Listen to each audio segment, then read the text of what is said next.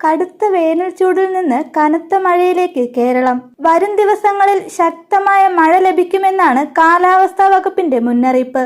ഞായറാഴ്ചയും തിങ്കളാഴ്ചയും പത്തനംതിട്ട, കോട്ടയം, ഇടുക്കി, ആലപ്പുഴ ജില്ലകളിൽ അതിതീവ്ര മഴ മുന്നറിയിപ്പ് കാലാവസ്ഥാ വകുപ്പ് നൽകിയിട്ടുണ്ട്.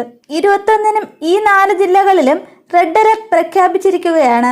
തിരുവനന്തപുരം, കൊല്ലം, എറണാകുളം ജില്ലകളിൽ ഞായറാഴ്ച മുതൽ 21 വരെ ഓറഞ്ച് അലർട്ടാണ് പ്രഖ്യാപിച്ചിരിക്കുന്നത്.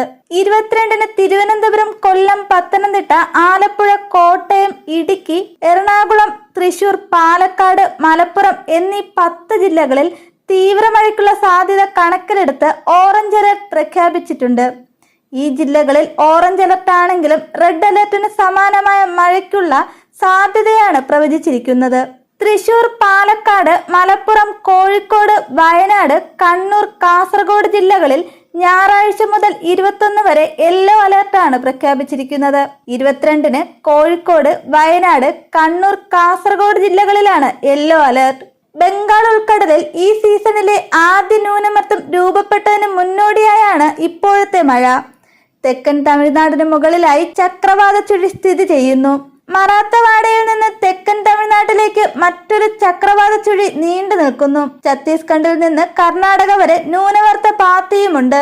ഇതൊക്കെയാണ് ഇപ്പോഴത്തെ മഴയ്ക്കുള്ള കാരണം. കുറഞ്ഞ സമയത്തിൽ വലിയ മഴ പ്രതീക്ഷിക്കുന്നതിനാൽ അതിതീവ്ര മഴ പ്രവചിച്ചിട്ടുള്ള പ്രദേശങ്ങളിൽ മലവെള്ളപ്പാച്ചിലിനും മിന്നൽ പ്രളയത്തിനും നഗരപ്രദേശങ്ങളിൽ വെള്ളക്കെട്ടിനും സാധ്യതയുണ്ടെന്നാണ് ദുരന്ത നിവാരണ അതോറിറ്റിയുടെ അറിയിപ്പ്.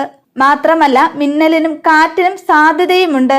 വെള്ളച്ചാട്ടങ്ങൾ, ജലാശയങ്ങൾ, മലയോര മേഖലകൾ എന്നിവിടങ്ങളിലേക്ക് വിനോദസഞ്ചാര യാത്രകൾ ഒഴിവാക്കണം.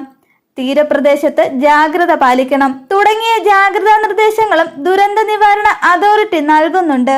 മോശം കാലാവസ്ഥയും ശക്തമായ കാറ്റും പ്രതീക്ഷിക്കുന്നതിനാൽ കേരള തീരത്തു നിന്ന് മത്സ്യത്തൊഴിലാളികൾ ഇനിയൊരു അറിയിപ്പുണ്ടാകും വരെ കടലിൽ പോകാൻ പാടില്ല.